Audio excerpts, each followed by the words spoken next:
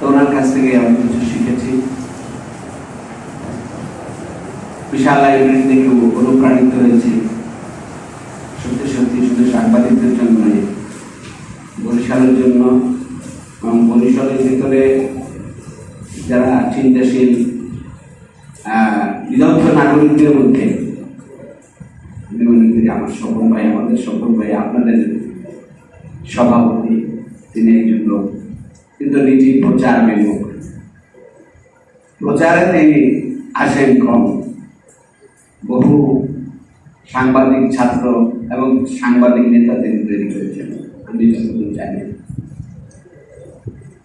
তো তিনি আজকে সভাপতি, সেক্রেটারি, সেও আমাদের অত্যন্ত স্নেহের। আজকে খালিদ সাইফুল্লাহ সাংবাদিকদের এত বড় নেতা, এটা ভাবতেই ভালো লাগে। আলহামদুলিল্লাহ। তার পরিবারও নিচ্ছেন। 13 সালে প্রথমে তার বাবাকে চাকরিচ্যুত করা হয় একটি মাত্র দোয়ার কারণে। দোয়া তো সবার জন্য, কিন্তু তারপরে তো যে বক্তব্য তার মুখ থেকে আমরা জানলাম, এতটা জানা ছিল না আমার। কারণ এত কথা কি কার কাছে বলবো। তো সেই আজকের সেই জানাব আমার প্রিয় খালিদ সাইফুল্লাহ সম্পাদক। আজকে এসেই আমি বোর্ডটা দেখছিলাম, আমার অনেক বন্ধুরা এখানে গুরুত্বপূর্ণ দায়িত্ব পালন করছেন। নেগাবান ভাই আজকে শুয়েছেন, আমার খুবই কষ্ট লাগে। তো দুর্ধর্মের মানুষ, সাহসী বক্তব্য, নির্মোহ, নির্লোভ এবং সত্য কথা উচ্চারণে দ্বিধাহীন, এরকম লোক কম পাওয়া যায়। আমার জামিনে নিয়ে তিনি মুখ করছেন, being a GP government leader হওয়ার পরেও তিনি বলছেন। তো ওই সময় তাদের নিয়ে যদি একজন আইন কর্মকর্তা আমার জামিনে মুখ করবেন, এটা তো সাহস এবং সৎ সাহসের পরিচয়ে তিনি ভূমিকা নিয়েছেন। আল্লাহ তাকে দ্রুত সুস্থতা দান করুন। নাসিম ভাই, তিনি এখানে সভাপতি সম্পাদক ছিলেন। আমি ধারণা করছিলাম তিনি থাকবেন। তো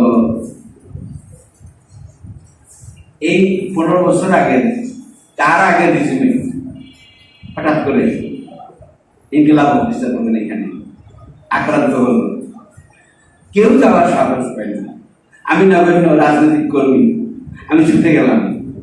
এতে একটু উনি সাহস পেলেন, অনেকবার এই কথাটা তিনি স্মরণ করেন।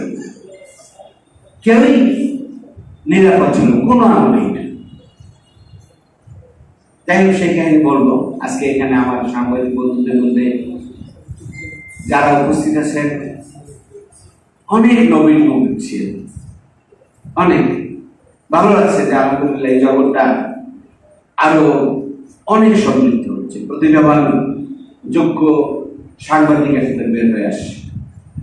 দলমত নির্বিশেষে আমি এখন ঢাকায় থাকার সুযোগ হওয়ার কারণে আইনজীবী ঢাকাস্থ বরিশাল বিভাগীয় সমিতির 2টা প্রোগ্রামে নিয়ে গিয়েছি। তা আমি দেখলাম যে বরিশালের বিভাগের প্রচুর সাংবাদিক আছেন, যোগ্য সাংবাদিক। আমরা টিভি স্ক্রিনে যাদের রিপোর্টিং দেখতাম, আমাদের বিরুদ্ধে রিপোর্টিং করছে, কিন্তু তার রিপোর্টিং এর মান, সত্য মিথ্যার কথা আলাদা, রিপোর্টিং এর মান দেখে তার রিপোর্টিংটা দেখতে যে কি বলছেন। এইরকম আমি সেখানে দেখেছি। আমি আমাদের একটা মিটিং, আমাদের আমির জামাতের একটা প্রেস কনফারেন্স হচ্ছিল ঢাকায়, সম্ভবত হোটেল ওয়েস্টিনে। তো সেখানে বরিশাল বিভিন্ন সাংবাদিকদের এসে আমার সাথে পরিচয় করলো। আমি তো ঢাকামুখী অত ছিলাম না। তো দেখলাম যে হ্যাঁ, বরিশালে অনেক অনেক মেধাবী ছাত্র, এবং এখান থেকে যারা গিয়েছে তারাও অনেক ভালো করেছে। আমাদের মতের বাইরে থাকা সত্ত্বেও মানুষ সে আমাদের বিরুদ্ধে রিপোর্টিং করে, কিন্তু সে যোগ্য। এভাবে আমি বলছি মিল্টন, সে সাহস করে অনেক রিপোর্ট করছে। আরো অনেকে আছে, হয়তো নাম সবারটা আনা সম্ভব নয়। তো আপনারা আপনাদের পেশাগত জায়গা থেকে যোগ্যতার পরিচয় দিয়ে এগিয়ে যান, এই প্রত্যাশা রেখেই আর একটি কথা বলার চেষ্টা করছি। আসলে ভাই, দেশটাকে সবাইকে নিয়ে করতে হবে। সাংবাদিক আপনি শুধু রিপোর্ট করবেন, দেশ নিয়ে ভাববেন না। আমি রাজনীতি, আমার দলীয় রাজনীতি করব, আর একজন আইনজীবী শুধু আইনজীবী অঙ্গনে তার বন্ধুদের জামিন করাবে, আর সবাই আমরা যার যার অঙ্গ থেকে চুমাবাজি করব, তাতে বাংলাদেশ দেখবে না এবং কোনো ফ্যাসিলিটিও টিকে রাখা সম্ভব নয়। একজন প্রভাষকের একটি ল্যাঙ্গুয়েজ কিন্তু বাংলাদেশকে পাল্টাইছে, ঠিক না? যে একটি শব্দ মুখে তুলে দিয়েছেন। 15 বছরের এই মানে আন্দোলনের যে অবস্থাটা তারা টের পাবে, কারণ ওখানে যারা সাংবাদিক সমাজ ছিলেন তারা বাছাই করে যেতেন। এবং আপনারা আমার থেকে বেশি দেখছেন সোশ্যাল মিডিয়ায় যে সমস্ত কথাগুলো জাতির যারা কর্ণধার তাদের ভালো মন্দ আছে, যিনি প্রধানমন্ত্রী থাকবেন, যিনি মন্ত্রী থাকবেন, তাকে তো প্রশ্ন করতে হবে। কিন্তু প্রশ্নের পরিবর্তে তোষামত খুশামদি যে বয়ান, সেই বয়ানই একজন হাসিনা তিনি ফ্যাসিস্ট করতে পেরেছেন, কিন্তু তাকে তারা রক্ষা করতে পারে নাই। 19 তারিখে জুলাই যখন একটি গণহত্যা হয়ে গেল, তারপরে ঢাকায় দেখলাম যে এডিটর্স গিল্ড কে করছে। ওই যে এডিটর্স গিল্ডের যে মেম্বার্স, তারা তখন বুঝতে পারছিলেন যে সময় কোথায় শেষ হয়ে যাচ্ছে, কিন্তু তারপরেও তারা সত্য কথা শেষ সময় বিচার করতে পারলেন। তাদের সাথে যারা যারা ছিল দেশে, তারা বড় বড় সংবাদপত্র শিল্প তৈরি করে ফেলেছিলেন, কিন্তু তারা সাহস করে তারা সেই কথাগুলো বলেন নাই। আমি বলবো, বলতে পারেন না এটা নয়, বলেন নাই। আপনাদের সাথে মতভেদ থাকতে পারে, কিন্তু একজন মাহমুদুর রহমান, আপনাদের চিন্তা দর্শন বা পলিটিক্যাল আইডিওলজি এখানে বিভিন্ন থাকতে পারে, কিন্তু তিনি সাহস করে কথা বলছেন যে চেম্বার্স অফ মানি হচ্ছে বিরোধী দলের মামলার পক্ষে স্টে। আর ওই আদালত থেকে তখন তাকে সমস্ত নিয়ম আইন এবং এখতিয়ার ভঙ্গ করে চিফ জাস্টিস তাকে দীর্ঘ কারাগার মৃত্যু করে দেন। বরিশালে তিনি আসছিলেন, যশোরে না কুষ্টিয়াতে তাকে আঘাত করা হল, সবাই কথা বলেন এটা। কিন্তু আজকে সেই চিফ জাস্টিস তাকে যখন বিষ মোড়াবেতে আনে, তখন আইনজীবী আর বিচারক সমাজ তো লজ্জিত হয়, কিন্তু তারা লজ্জিত হলেও ভিতরে ভেতরে বলে যে এটাই তার করে নিচ্ছি, কারণ তিনি বিচার সুবিচার করেননি। এখন এই সুবিচার করার এই কাজটি করার ক্ষেত্রে প্রত্যেকের ভূমিকা ছিল।